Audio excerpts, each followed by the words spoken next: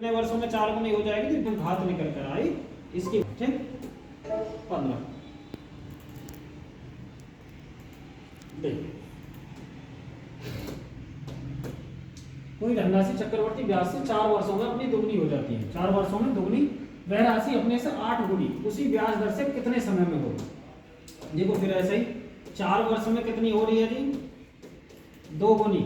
ये कह रहा कितने वर्ष में, कितने वर्ष में 8 गुनी हो जाएगी। अब ये देखो 2 की पावर 3 कर देंगे 8। अब ये कह रहा कितने वर्षों में, तो इस 4 की गुणा किस में कर देंगे, 3 में। तो हम कह देंगे कितने वर्ष में जी, 4 या 12 वर्ष में वो स्वयं की क्या हो जाएगी जी, 8 गुनी हो जाएगी। स्वयं की 8 गुनी हो जाएगी। 4 वर्ष में 2 गुनी, तो कितने वर्षों में 8 गुनी। ये तभी आप गुणा करोगे जब इसी के मल्टीपल में आए, क्योंकि यहाँ पर 2 है तो यहाँ के 2 के मल्टीपल में ही आए। अगर कभी कभी ऐसा लिख जाएगा कोई इस समय में 4 गुनी हो जाती है, 16 गुनी कितने में, तो हम 4 का स्क्वायर करेंगे। इस तरीके से हम 4 के मल्टीपल में ही सवाल को बनाएंगे। ठीक है, उसके बाद आइए नेक्स्ट सवाल 16। देखिए 16 में क्या है, कोई धनराशि 3 वर्षों में स्वयं की 8 गुनी हो जाती है। 3 वर्षों में स्वयं की 8 गुनी हो जाती है, तो दर पूछ रहा। देखो चक्रवर्ती ब्याज की दर पूछ रहा, आर का मान पूछ रहा।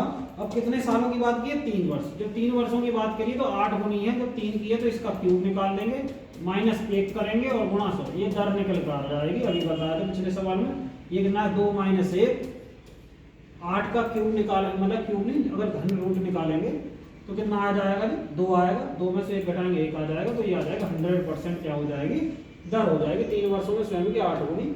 यहाँ पर 8 है, यहाँ पर 3 का वर्गमूल की जगह घनमूल निकाल दीजिए। तो घनमूल निकालोगे तो 2 आएगा, 2 में से 1 घटाएंगे 1 और गुणा 100 कर देंगे। ठीक है, ज़्यादा कुछ नहीं दिमाग लगाना ऐसे सवालों में। उसके बाद आइए जी,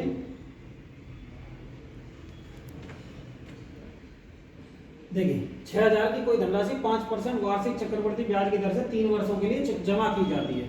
तो 3 वर्षों तथा 2 वर्षों के ब्याज का अंतर, 3 वर्षों तथा 2 वर्षों के ब्याज का अंतर, 3 वर्षों तथा 2 वर्षों के ब्याज का अंतर। देखो 6000 रुपये की धनराशि थी, आप समझना अभी। जब अब उसमें 5% वार्षिक दर है, तो पहले साल कितना मिलेगा, परसेंट के लिए 2 जीरो कम, 6 पंजे 30, 300 रुपये पहले साल ब्याज मिला।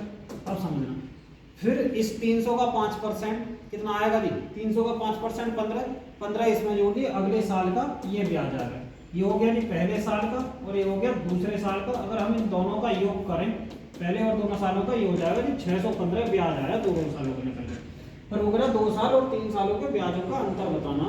तो अगले साल कितना हो जाएगा, देखो इसका 5% जब हम निकालेंगे, 10% 31.5, 5% इसका आएगा, तो यह आ जाएगा 15.75। इसमें जोड़ दीजिए, जब 15.75 इसमें जोड़ोगे तो याद आएगा 330.75। इन सभी को ऐड करिए, जब इन सभी को ऐड करोगे तो आएगा जी 5, ये कितना आएगा जी 4, ये कितना आएगा 9, 945.75 आया, 945.75 आया जी 3 सालों का चक्रवर्ती ब्याज और 2 सालों का चक्रवर्ती ब्याज कितना है 615।